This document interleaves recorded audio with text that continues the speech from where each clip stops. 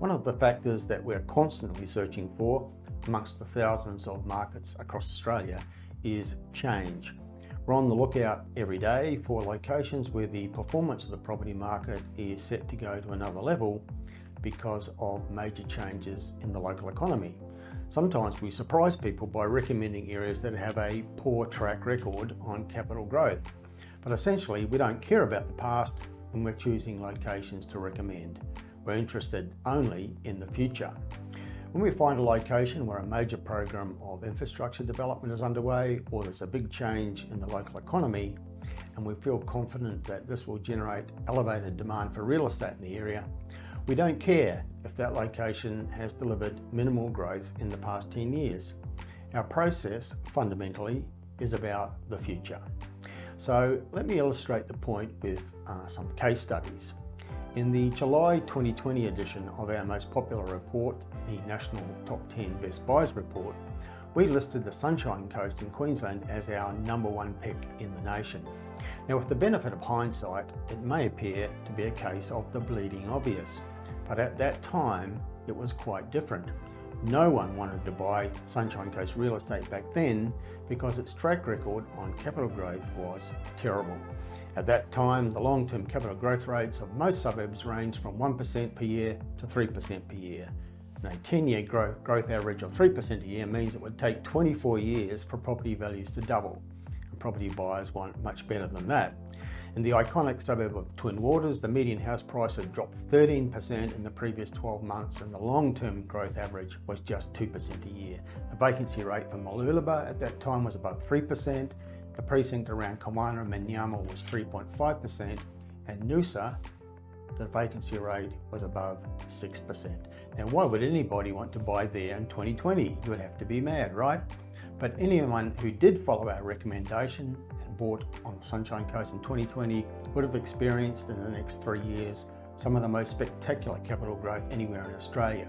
The median house price at Coolum Beach rose from $700,000 in mid-2020 to $1.35 million today, and the median unit price rose from $450,000 to $800,000. The median house price at Sunshine Beach rose from around $1.5 million at the start of 2020 to $3.5 million at the start of 2022. It more than doubled in 2 years, and the median unit price in that suburb rose from $800,000 in 2020 to $1.5 million today. At Twin Waters, which had such a poor track record in 2020, the median house price rose from $800,000 to $1.5 million by mid-2022. Now, there are many similar examples throughout the Sunshine Coast market. So why did we recommend a location with such a bad track record in 2020? Because we didn't care about the past, we were focused on the future. Infrastructure projects totaling over $20 billion were underway or in planning. And to us, it was a no-brainer that this would transform the Sunshine Coast market, and it did. So here's another example. We were recommending locations in Perth in editions of the Best Buys report in 2021, 3 years ago. The April 2021 edition of the report featured the city of Rockingham, an affordable bayside precinct in the south of Greater Perth.